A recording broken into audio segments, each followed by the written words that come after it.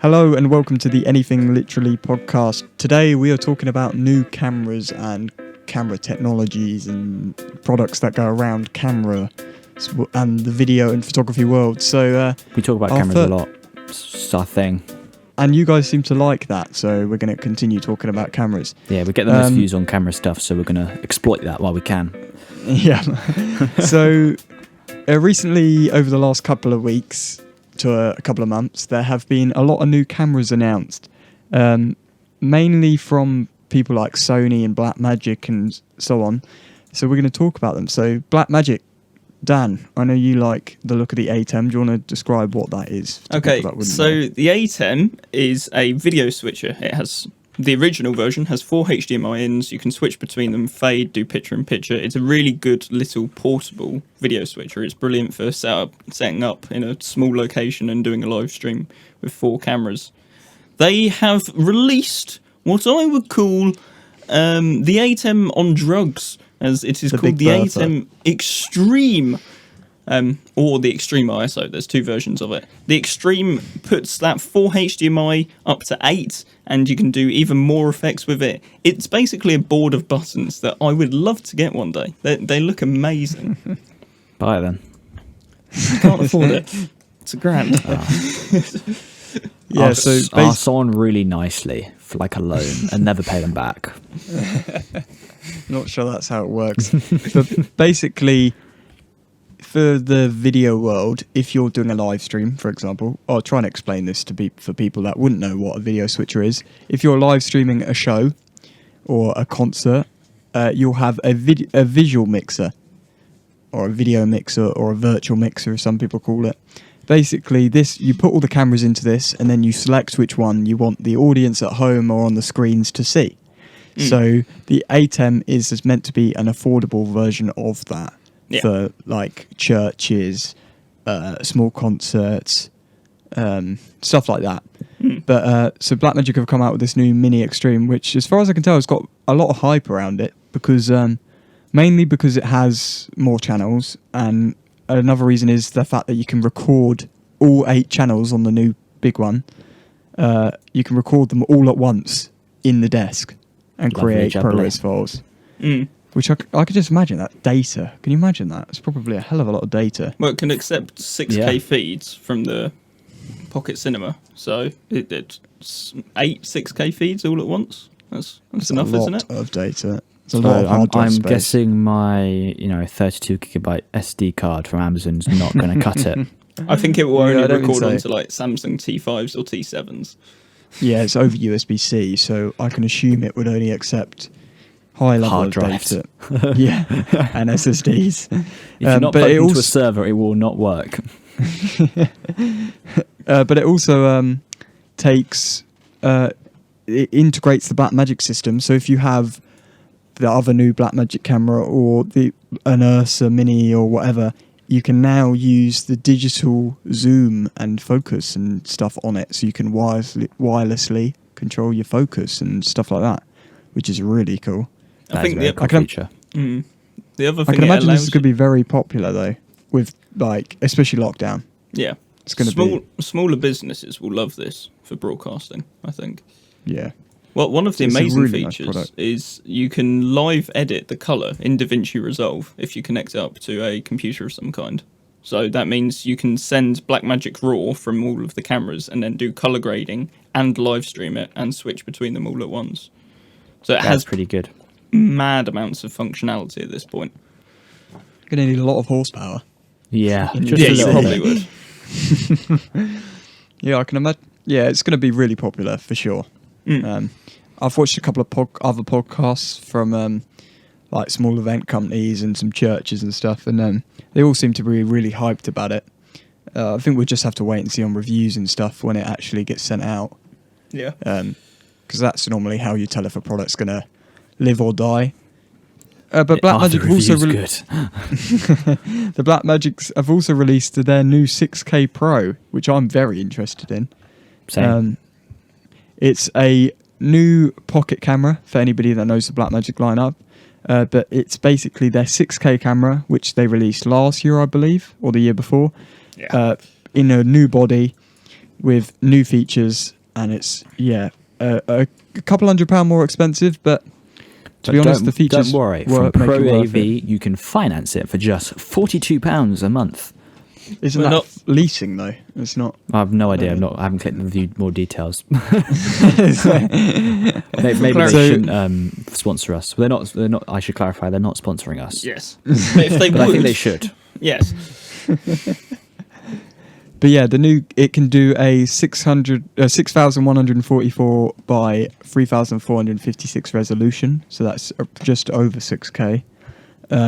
Has a dual native ISO, which I believe the previous one had. A new feature is it has ND filters built in, which is a big feature for us, especially if you're doing events and running Yeah, gun it's and got, documentary. 6 stops, doesn't it? Yeah, Did the which old is really Ursus useful. have that? Do Ursus I know have the Ursa Mini has built-in NDs, but none of the pockets did before, because obviously it takes up a lot of space, so they've had to redesign where The it goes. front It goes in mount, between yeah. the sensor and the mount now. Mm.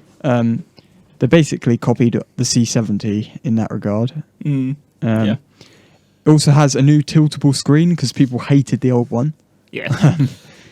It's a nice display. I've used it a lot. It's quite large, But- isn't it? That was one of the main selling points. It's big and it's bright. like 7 inches or 6 inches, 7 inches. Yeah. It's a really nice display, but it wasn't tiltable, so it was really not very useful, especially when like running gunning. Yeah. You always had to have an external display. It also has an optional OLED viewfinder, which is £500 alone, but makes the camera look really odd in my opinion. It looks like Has it's grown everybody a bit seen of a what it looks horn like? out the front and has turned into a unicorn. It looks like a if mini I'm completely C100. honest. Yeah, it is a mini C100 at that point. Have you seen it, Harry? It looks. Really I odd. have seen. Yeah. I don't know. Yeah, I don't know what I think about it, but I It's really also- like it. Yeah, it's also The running the camera. new batteries from Sony instead of the old Canon batteries, which Oh, wouldn't don't even last get me anything. started on the old batteries. So the old batteries lasted like 20 minutes, even if you weren't recording, Yeah, which is stupid for a camera. it meant Only you had wants to to change power it. off V-mount, didn't it? It was V-mount only. You get Is 20 minutes is on that the why charge. sitcoms that are really fast are only like 20 minutes long? Because that's all they got on battery life before it's ended. 100% the reason.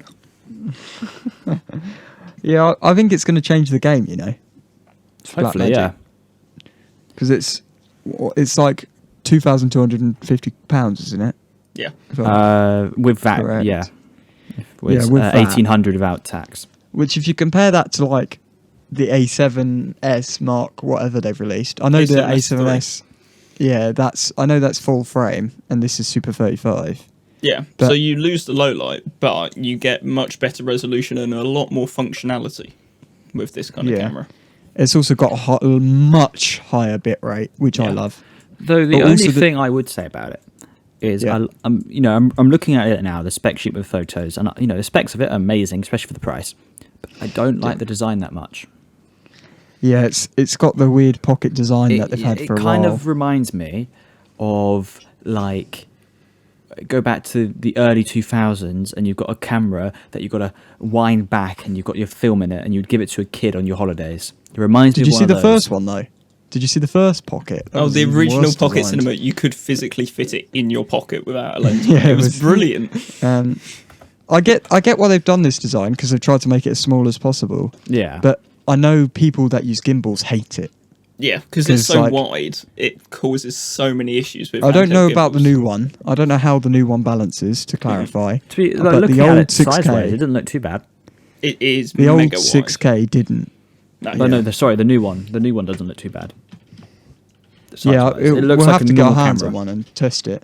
Mm. I'm trying to get a side-by-side image of what they look like side-by-side, but I can't seem I to haven't find got any one. dimensions because I can't be asked to go look for them. But like looking at photos on the screen, it doesn't look like it's too much bigger, like or smaller. It's hard to tell than like an A7. So I know the 4K one I didn't like the design. One, because it didn't have Canon mount, No, it was EF micro mount, four so you- thirds, wasn't it? which is ridiculous because nobody likes micro four thirds lenses. I'm sorry for anybody that uses a GH5, but you're wrong. it's just terrible. Nobody uses. I just don't. like Micro Four Thirds. It's just got a thing against it. Yeah, it's weird. Side by side. Yeah, that's quite a difference. Yeah, that's the old one I've just sent Harry versus the 4K one. So Joel, a good friend of ours who runs the Low Expectations podcast, has both these cameras, the 4K and the 6K, not the new one yet, obviously. And he said, like I've spoken to him before, and the 4K one is good, but you have to spend. It's good for it's like £1,000, so it's really good. But you have to spend like another £500 to £600 on a good speed booster.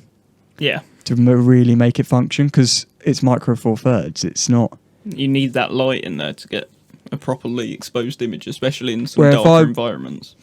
If I was buying one now, I'd go for the 6K alone, just because of the fact that you don't have to have a speed booster. It's another point of failure, in my opinion. Yeah. Some people 35. love speed boosters, though. Yeah. I know they've released a speed booster for the 6K, so you can even get more light in, which is pretty cool. Be interested to see that. You can do 1080p at 120 FPS at the new one, so you need to get like Peter McKinnon to do some of his B-roll. He loves his 120 FPS. Do you know, see, that's not that impressive, actually, when you think about it, because the new Sony cameras, like the A7S III, the FX6, all have a 4K 120. Yeah. True. With autofocus. The new Blackmagic camera has autofocus, but that is they haven't ever done autofocus before, so it's a I bit can like the imagine Red it's going to Komodo take in a that. while. Yeah, it's similar to the Red Komodo in that respect. They're trying to develop the autofocus, and they're on the back foot at this point because everyone else has been doing autofocus for years. Yeah. So they will eventually get good autofocus, and Blackmagic are very good at updating their cameras, like software-wise. So hopefully it gets that, the upgrades keep coming and the autofocus becomes good. But until tests are done, I don't think we'll know for sure. But though, you know how we're talking about music videos recently, about the whole resolution, and you see some of them massively wide. Oh, yeah. Looking at the shooting resolution, it natively shoots in 6K, but 241. Yeah. Obviously super wide. It'd be so cool to have that. Up to 60 FPS as well. It'd be so cool to have that and shoot a video with that. In that, in that aspect ratio. Natively as well, not like stretch it or anything. So for our listeners at home, we like shooting music videos in different ratios just to try stuff out. So you know how you see really like long, thin music videos, and you see really 4x3 videos and the contrast. Ones, yeah. So obviously we've got a couple of music videos in the works that we're trying to. And so we've been having a lot of conversations behind the scenes about aspect ratios and what we like and don't like. And yeah, Harry brings up a good point that if it does it natively, that's even better. Yeah, because you're not removing any parts of the image. That's quite good. And it's got. I don't like it. So when I used the Panasonic cameras that does do it natively. It's not a massively wide one. It's wider though. I can't remember the exact aspect ratio now. It's been a while. It looks so much better than trying to stretch it with a 4K down to like 1080p to make it work. It just works so much better. My PC had a fit when I tried to do it though. I did not like it. What we're saying is we need to buy one. That's what we're saying. Yeah, then we'll probably end up one being in one We'll of finish our this arsenals. podcast now. I'm just going to buy it now. Yeah, get the invoice going now. No, yeah, I think the whole camera market at the moment, especially in the video world, is blowing up. Like a couple of years ago, nobody was focusing on video because cinema. Well, was, I'm sure a film studio probably was. Yeah. The cinema market was expanding, but the consumer or prosumer market was pretty much dead in the water. You either had a C200 or a C300, and that was about it for what you could use. But now you've got things like these pocket cinemas, the C70, the Komodo, that are becoming more and more affordable and having the pro-grade features that cinema have had for ages. Yeah, because these cameras, you can still use them for cinema on like a lower budget film as well, so it's even better. Yeah. It's amazing how far technology is coming and how quickly it's dropping down to our kind of level. It's incredible. Though one thing, talking about like cinema quality and how technology is evolving, this thing I keep seeing on Instagram or TikTok is like phone videos and like making it really artistic. But when I watch them, and they do all these cool videos to show how you make them, but but when you watch the final result, they're never impressive. No, at all. Yeah, with phones, you have a distinctive lack of sensor size, changeable lenses. The problem when filming on a phone, you can get what's known as high resolution footage. You can get 4K out of it, but it's 4K out of a very small sensor. Whereas 4K out of my people A7, love putting lots of megapixels in it too. Yeah. The megapixel count after a point with that kind of size of sensor doesn't actually affect it. If you're on full frame, the megapixel count does actually affect the image and you get much, much higher resolution. But at a certain point with that kind of size sensor on a phone, you're not improving the image quality that much. You're just making the file sizes a bit larger and making them by your cloud storage platform. Yeah, because Ben and I were talking about this the other day when we went for that walk. We're talking about megapixels and how some people were saying that these, they were talking about the Arri Alexa, and someone asked, how many megapixels does it have? And they said it had like 80, but of course it doesn't have 80. It has much less than that. Yeah, this is so basically my uni did a test with the tech subjects at the very start of the uni course. They were like, how many megapixels do you think this camera has? How many megapixels do you think this camera has? And it's funny because I obviously I sort of knew because of the background I came from, but it's the people that don't. It was quite funny and a shock to them, I think, because everyone's kind of brainwashed to think megapixels is the end all. Yeah, where like the Arri cameras, some of them only have 8 megapixels and like 12 megapixels. It's because they don't need more. And in some ways, the lower megapixels helps with low light because you're not. Yeah, well, I mean, a bigger diode for it. If you look at the A7 lineup, their pro photography camera, the A7R, has a very high megapixel count, but their pro video camera, the S, has a 12 megapixel count. There is a massive difference in that. It's from 61 to 12, and people think, well, it's going to be worse at resolution, but the A7S III has got brilliant resolution for the price and the amount of megapixels. Yeah, it's like we were talking about the Huawei phones and a few other phones that have they put in like 100 megapixel cameras into their phones, which on paper sounds amazing for marketing. But when they put into practice, because it's so crammed in there with a sensor that isn't much bigger than a normal phone sensor, unless you're in the perfect lighting, the photo is going to look bad because it's not enough light coming into it. And then video of it is just going to be compromising itself. I mean, AI, that can help fix things because that's what phones are surprisingly really good at nowadays. But even then, it's still not going to be as good as if you just dropped it down, had a bigger area, and just buy yourself a camera if you're going to use a camera, mate. Yeah. I feel like it says something that megapixels don't matter when a Hollywood film is shot on an Arri camera that has like 8 or 12, like we just said, and then the red cameras that do like 8K and stuff only really get used by people that want a green screen that need the higher resolution, or VFX because they need the resolution, or like by people online, by like documentary YouTubers, or stuff where you have to reframe stuff. But most films are shot in either 4K or some even 1080p, depending on the camera and what they're doing. And the budget. Budget's a big thing. It's amazing because like Arri cameras aren't known for their resolution; they're known for their color and the color science behind the sharpness and the look. Yeah, like me and Harry always point, because I can always notice when it's either a red or an Arri just because of the look.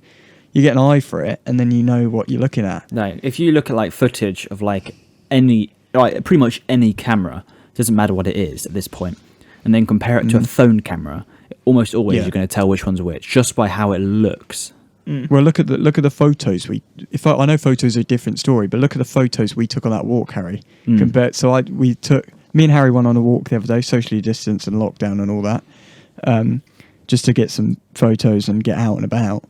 And we had my A7, Harry's Nikon, and my iPhone.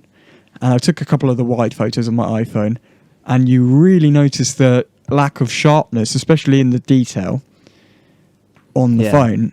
Especially when you took like the camera, almost the same photo with the Sony, and the Sony just looks so much better in every single way. Yeah, and my camera's not even the photo specific one. It's the multi one, isn't it? Yeah. I'm just trying to find out how many megapixels Swiss my Army phone is. knife. Yeah, the Swiss Army knife of Sony cameras. The A7 Which phone have you got? 3. It's the 3. So yeah, so my iPhone 12 XS Max is 12 megapixels, and my camera is 24. Yeah, I believe. the Mark 3 is 24. Yeah, so it shows you that I know the phone looks worse, but the phone doesn't look like it's half as bad. It looks a lot worse in detail. I know, like, you won't notice that when we post photos on Instagram. Because Instagram compression. Yeah, or Facebook or anything because of the compression, but it is a lot worse. Yeah. It's interesting. It's something you can notice in Unsplash, actually. When I was scrolling through the images of the day on Unsplash, you can tell what's shot on a like Google Pixel or something similar and what's shot on an A7S3 and what's shot on a 5D Mark III or whatever. See, that one, I say, is actually can be a little bit harder sometimes because I've got the Google Chromecasts, the new ones, and also the hubs. And when they go into screensaver mode, you have like photos revolving around and they tell you what it is. And occasionally you see a photo there and at the bottom it says shot on Pixel, just like Apple does, like shot on iPhone. Yeah. And when you look at them, if you weren't paying attention, honestly, some of those photos are so well put together, you would expect it to be from a real camera. That just kind of proves how good AI is nowadays, or how good it's their also to do patience is. with the situation. So if you've got perfect lighting, for example, like you said, if you've got that guy could have been standing there for hours waiting for the perfect light. I would have known. Yeah, or you've got like a controlled room where it looks like it's natural light, but it's not. Stuff like that. It's because you have to remember, like films and stuff don't rely on natural lighting and unlit situations. Everything is fake. Yeah, you can tell when the budget has been compromised and used natural lighting. Yeah, exactly. So I feel like a lot of those like sample images are in the perfect light and in the perfect. Yeah, but secretly behind the guy with the Pixel phones, massive, gigantic monster lights to light up the landscape. It always makes you laugh. Samsung did this a lot, but they film their adverts for their phones and they'll go, "This was shot on a Samsung." And then the BTS video shows the fact that they're using like an adapter to put a real lens on the front of their Samsung phone, or they're using a drone, or they're using a gimbal, which isn't actually the stabilization of the phone. It's making it look better by using other stuff. Yeah, it's and like they get away with it because it's still shot on that. I remember Peter McKinnon made a video about GoPro about that because he doesn't like GoPro very much unless he likes the new ones. I don't know because he could never get the look that they get on the actual ones. Like the adverts for it when they said, "Oh, this was shot on GoPro," and then this apparently a guy who works for GoPro and has done these sort of stuff adverts says the reason why they look so much better is because they use manual mode on it and they spend hours setting up a shot and taking that shot, whereas a GoPro shouldn't be used like that. It's auto. It's in the action. That's what it's for. It's action. Yeah, not missing the moment, etc. Which is why no one ever seems to be able to get the same type of shot that you can get on these adverts because they spend hours making it look amazing. Speaking of missing the moment, we may have slightly missed the moment here with a new camera launch. As in an hour, it's actually meant to launch. So Sony have leaked quite heavily their new FX3 cinema camera that's meant to be released in an hour. I wonder if they meant to leak that, or if it's. I bet they did. Probably. Some people do normally leak things like this, and especially some of the specs and stuff. These are official Sony images because they look like the other ones that have been in the past. So either they've got a really corrupt internal structure, or they're leaking it on purpose to build up the hype. Yeah, so a bit of context for the people that don't know. Sony have a cinema lineup, which they've been working on for the last couple of years. They've released the FX9, the FS6 quite recently, and now they're going to release, the rumour is, an FX3, which is basically a direct target at the people that want to buy the Blackmagic Pocket 6K Pro, the C70, like that, the small cinema lineup world, that group of people. I'm interested to see how much it costs, to be honest. Because I was looking at the C70 prices before this podcast went out, so we could be prepared in that. And the C70 from Canon is like $6,000. Yep, and then you're looking at RF glass, which currently they've only got expensive RF glass out at the moment, so that's also expensive on top of that. Yeah, it's not cheap. And then you look at the new Blackmagic camera, which is 2,200. And that can take EF, which has got tons of lenses, which are all pretty affordable at this point. I know it doesn't have like the good autofocus and the huge dynamic range the C70 has, but is it worth £4,000 more? No. The C70? Probably not. Question. But the FX3 is rumoured to be basically an A7S3, so 12 megapixel sensor that can do 4K at 120 FPS in a full frame sensor. But in the body size, which is very reminiscent, I don't know whether you guys remember the very misfired launch of the A7C, which was basically an A7 III. It was a really small A60. It's basically a really small camera body. Like, this looks minuscule. Like, if you compare it to something like the Pocket Cinema, you are... It was meant to replace the A6500, wasn't it? That was the idea. It would make a full-frame version of the A6500. So it looks very similar, but in grey. Yeah, I wonder if the bitrate will be higher. Because that's the thing I think they will give about. you that full kind of bitrate control like the Blackmagic have. The other interesting thing that seems to be coming with this camera, for users of Sony for the past 5 years, if you want XLR inputs, you either have to record externally into a Zoom Handy recorder, or there's been the XLR hot shoot adapter, which takes 2 XLRs in. That's about 500 quid for that little I know, box. I looked at buying one. They look in these images to be releasing a new version which has a built-in top handle that screws into the top of the camera. Which would be nice. That would be really useful. We've started using XLR a lot more. Yeah, it's very useful. Yeah, because we use lapels and booms a lot more. They all have XLR outputs, and we need to have something to plug those into. So with good preamps. So hopefully it has good preamps. By the looks of things, this camera will have quite a lot of features for quite a small body and hopefully quite a low price, because you're losing certain things that the A7 S3 has, such as your EVF. You don't have one on this. You've just got a flippy, tilty screen. You lose a couple of things that a prosumer camera would have for more of a cine style body with all of your mounting screws and stuff. But it looks like a really interesting camera to come out, and hopefully in an hour it will be an interesting camera. But by the time you're listening to the podcast, it'll be out. Yeah, hopefully. Fingers crossed. Either that or this. Assume it will be. This leak has been a complete lie. This camera's not coming out. Everything's a lie at this point. Yeah, it will be interesting. I think Sony are doing bits with their lineup though, because it's encouraging everybody else to make more. So basically, they've refreshed their entire Cine lineup at this point. They've got a brilliant prosumer lineup with the A7 and the A1 now. Their lower end market is there, but not really the best with their APS-C cameras. But they are really fleshing out every camera that needs to be in their lineup and really trying to push them as hard as they can to consumers.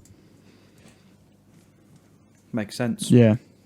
No, I'm curious to see where they go, especially because probably after lockdown is restricted, lifted, etc. I will probably be in the market for some new gear or some new looking around that area, basically. So it'll be interesting to see. I know I'm going to keep a close eye on it. I like doing a lot of research before I buy anything, though, so I will wait for reviews. You're not going to pre-order this in an hour's time, then? I've already pre-ordered it, mate. Already. No, it'd be interesting to see. Harry, you were talking about Nikon, weren't you, the other day? Do you want to go into that? Nikon, the Z series, the new ones. Yeah. Of course, the Z6 II and 7 II have just been, well, not just been, but they've been released now. They're not too old. And well, originally I looked at it because I was wondering, they're out. Maybe the Z6 is going to be cheaper. And it's like, no, not really. It's not much cheaper at all. still quite expensive. But I think, as obviously Nikon or however you say it, has never been the let's just say the pinnacle of technology for cameras. It was at one point. Yeah, at one point. At one point, everyone was either using a D4 or a D5 for everything. Yeah. But I have to say, these new ones, from what I've seen, the reviews and stuff, they look really good. Yeah. For Their design. only a second go of a mirrorless camera, especially given the fact that the first one was surprisingly quite good after the firmware updates. I mean, it makes, if they carry on making mirrorless like they kind of say they will be, they're gonna. Well, I think they have to. might. Yeah, they could easily, quite threaten the whole A7 series lineup quite easily at this rate, which they're already kind of doing. It depends. In my opinion, it depends, because I know a lot of professionals out there. I've spoken to a few, and they all seem to either have the view that they're excited to see where Nikon go as they're finally getting into this space, or they have the other view that Nikon is already a dead ship. Yeah, It doesn't have the reputation anymore it used to. but that's the which difference. It only doesn't have that reputation for professionals. Outside of the professional world, people don't really care that much. Are consumers going to spend $3,000 on a camera? Oh, we don't know that. They might be really rich. The interesting thing to look at with Nikon and their mirrorless lineup so far is there was a statement by one of the high-ups at Nikon at the end of last year, talking about the Mark II launch of the Z6 and the Z7. And they full up just said that they were late to the party with mirrorless. Because if you think about Sony and Canon, they've been developing their mirrorless for a good 5 years at this point. I think that's because Sony's mirrored cameras were just terrible. But they were honestly terrible. Nikon were too late in transferring over to the mirrorless, and now they're really pretty much on the back foot because there's not many lenses for their bodies, and they've only got 3 types of bodies out at this point with the Z50, and then you've got the 6 and 7. So they're on the back foot. But I think if they continue pushing, currently their Z6 and Z7 look like an A7 III in terms of specs. But I think if they keep on pushing, they can really, hopefully, create a camera that might be worthwhile in the long term for pro photographers again. Because most pro photographers at this point have either moved to the A1 or they're on some sort of Canon lineup with. But I would 1DX. say that the Z6, I don't think a photographer should buy it. No, there's The Z7 not much point. The Z7, I could understand why you buy it for photography. But, I mean, that's the thing with the 2 different cameras, which I know a lot of people that I've spoken to about them don't actually realise. They assume, the Z7's more expensive, that means it's better. Yes, it is a grand more expensive, and it's got a better sensor for photos, but that's it. It's a grand more for almost double the megapixels. So it really depends on what you're wanting out of it. It'll be If interesting. you're wanting photos or video, I mean, if you're wanting video, the Z6 II with an Atmos is just amazing from what I've seen. So Because you get Nikon RAW and stuff. yeah, It's a I'm lineup interested to see where that they go needs with to be it. more fleshed out, I think. Well, I just hope that they don't go bust before it's fleshed out, because I know they're in financial trouble. Oh, Yeah, not really, but I think if they drop the prices of their mirrored cameras, I know they might take an initial loss on it, but after a while people buy it and they'll make money back. They might survive better. Because their biggest consumers are the DSLRs for beginners. There's no doubt on that. They are the biggest consumers of all cameras, really. yeah, I know they lost like 10% market share in last year alone. They've got massive corporate restructuring now inside of the business, trying to fix the flaws that have shown up in recent years. Yeah, I think the CEO I think has they should finally really admitted- focus as well as just mirrorless cameras, is professional filming cameras. Like you got Canon with the C 100, 200, 300, and so on. Why doesn't Nikon have one of these? Nikon's Yeah, never but really then been on the video side of things, though. But they You could they argue should that be, they 'cause don't that's have where the the money is experience. right now. Yeah, If they want to survive, they're going to have to do all of it. I guess Yeah, it's it'll be hard to interesting. do research. It's and also development R&D from the and back stuff. foot. Yeah. Yeah, that's what I was going to say. It's I mean, R&D. just is the copy what expensive Canon part. have done, and it will work fine, right? That's what, Yeah, you that's definitely what they've won't done get with the sued Z6. into the ground. No, that's basically what they've done with the Z6 and Z7. They haven't had mistakes, really, because they've just copied the mistakes that Sony made and Canon made at the start. It's like To be Apple. fair, Apple there's delay these their cameras releases. here I just realised don't exist. I never knew these guys existed. The Z5 and the Z50, I never knew they existed. So they need to do their marketing better. I had no idea they existed. I'm surprised you didn't know about them. I didn't. Yeah, I just only No, I associated didn't either. the Z6 and 7 because they're the good ones. So Yeah, it's weird. No, because we look around the camera space a lot, so you'd thought we would know, but Yeah, I we had didn't. knowledge Oh, of I them. didn't. You knew they existed. Do you know what the specs they can do though? The Z50 is crop sensor, so APS-C, and Isn't the it like the Z5 M50? is a cheaper full frame. Yeah. Isn't So I the know that Z50 the much. copy of the M50 from Canon? Yeah, Say that pretty again, sorry, much. Ben. It's the Isn't M series from Canon. the Z50 the Yeah, copy of the kind of, M50 from Canon? Basically. It does look very similar. I'm Though interested I to love see. their digital lenses. They do some what? very nice gloss, especially that knocked lens they came out with last year. That was a Oh, very yeah, I very saw nice that. lens. Yeah. Problem is they don't have bodies for them. Yeah. No, they don't. But I love the fact that I think every main manufacturer like Sony, Canon, when they make their own lenses, I think they should incorporate it like this. But that little dial on it, which can control whatever you set it to, it just makes it makes it more involved with the camera. Because Well, Sony then do it kind do of that, feels like but you're it's using a proper manual lens as well if ridiculous you're changing price. the aperture with it. Well, you've got the control ring on Canon's new RF lenses, which does the same thing. True. Yeah, true. And Yeah, if you it's look at interesting. Sony's Zeiss, they've got the little LED like all of the Nikon range have. Yeah, I'm not sure what I think of it because I'm a big fan of the manual lenses over digital. I hate fly-wire. Fly-by-wire pen. is the hell of everything at this point. Yeah, especially Everyone video. hates it. Yeah. It's just But like it's not nice. price wise, do you want to have a guess? I don't know if you've seen this lens or not, and if you know how much it costs. But have a guess. So it's the Nikon Z mount lens.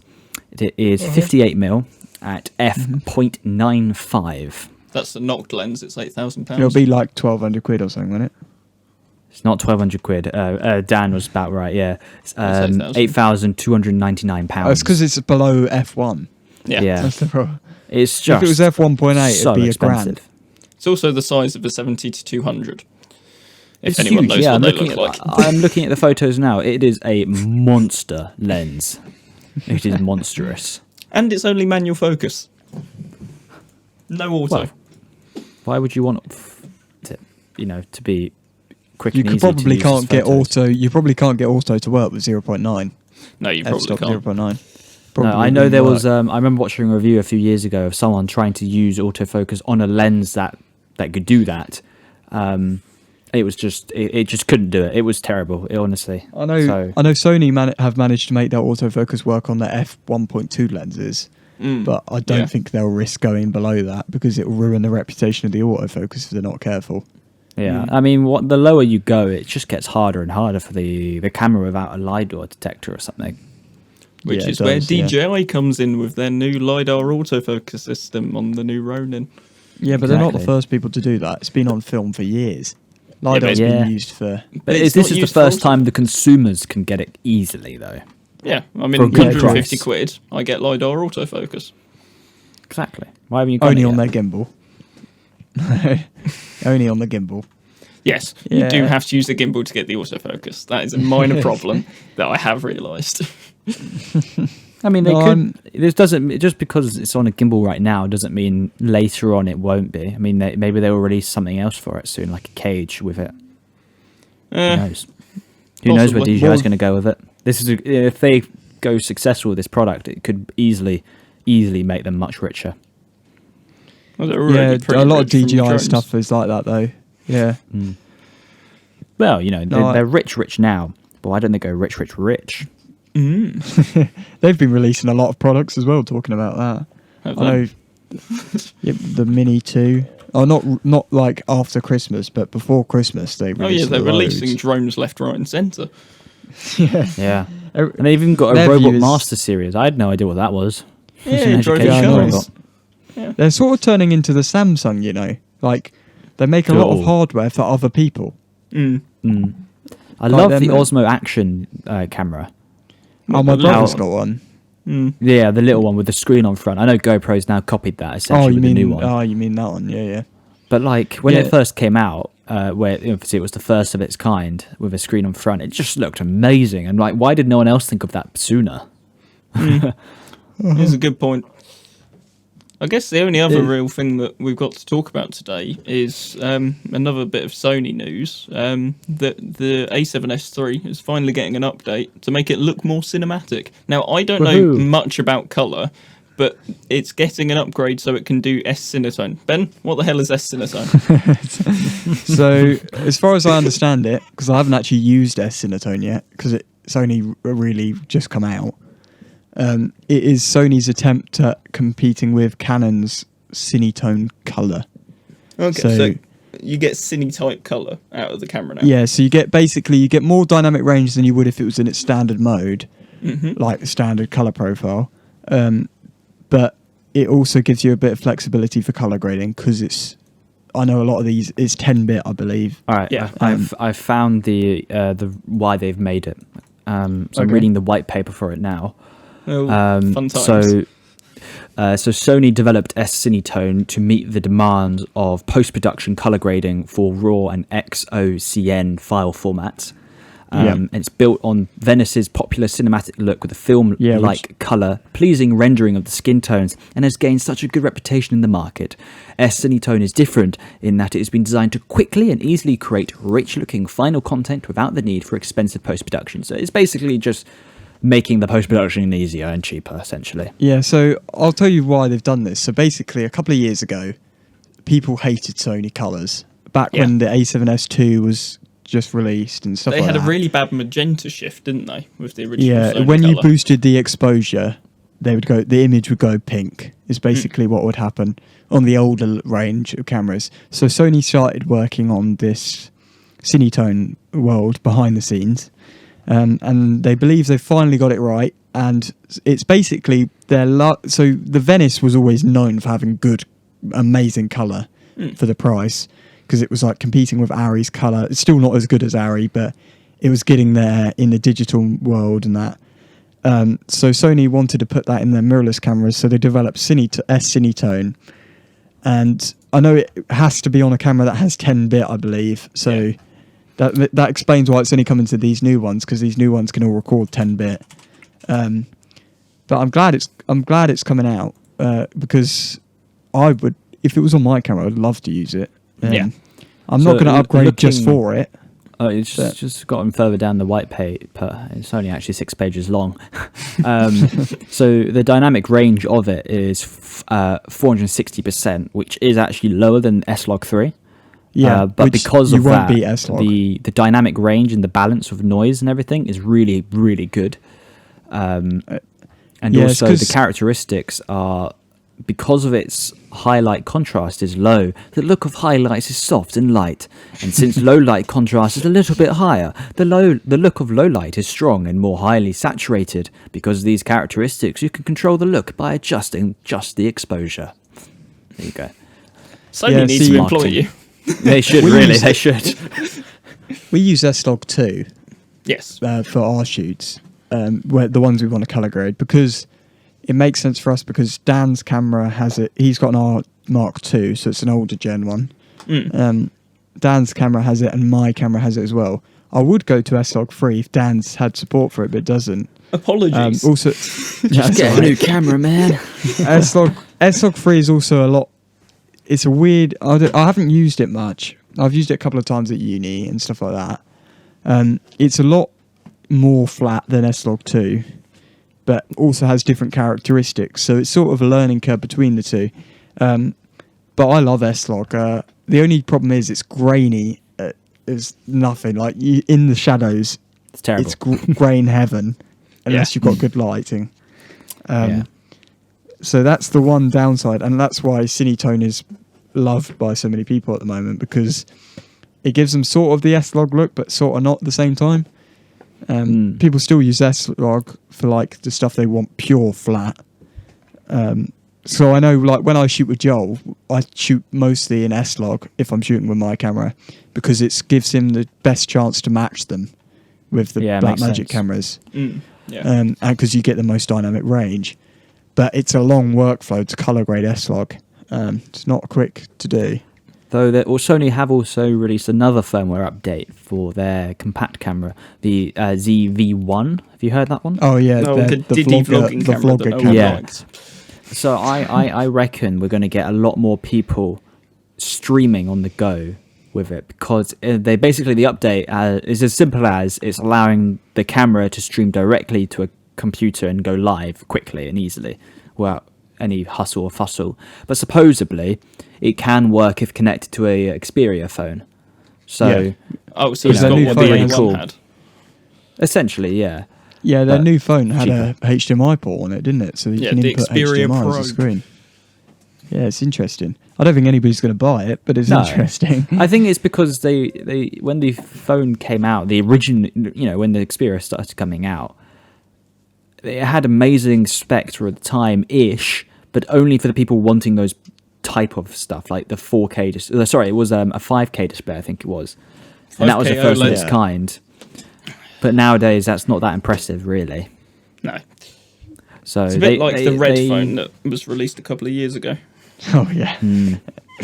Yeah, that Mistimed died. launches. Yeah, I think No, I think Sony should reevaluate their lineup, because they're not that good for the price they're giving you, and it has a reputation. It's like the Windows Phone; they were like okay, but not worth the price. Yeah, especially their phone market. But I've seen a lot of people using the Z camera called? I can't even remember. The Z1, ZV1. I've seen a lot of YouTubers using it as their like streaming cam, because it has a HDMI output. It's got an always-on timer, I believe, and a clean output as well. Yeah. I know a lot of people have been using them as their webcam or their like vlogger camera. Or Well, according to the review description on Google, it is perfectly for vlogging. yeah, Apart it's from the the fact- sort of perfect. It sort of replaced the RX100. Do you remember how many people used to love the RX100? It was either that or the GX7. That was all Yeah, vloggers used to G7X. use. G7X, that one. Yeah, I remember that one. Yeah. Shush your Yeah, mush. I don't like G7X. Canon. No, That we don't was a understand fun one. enough about the Canon lineup. We Canon need somebody to lineup- come on and talk about Canon. Yeah.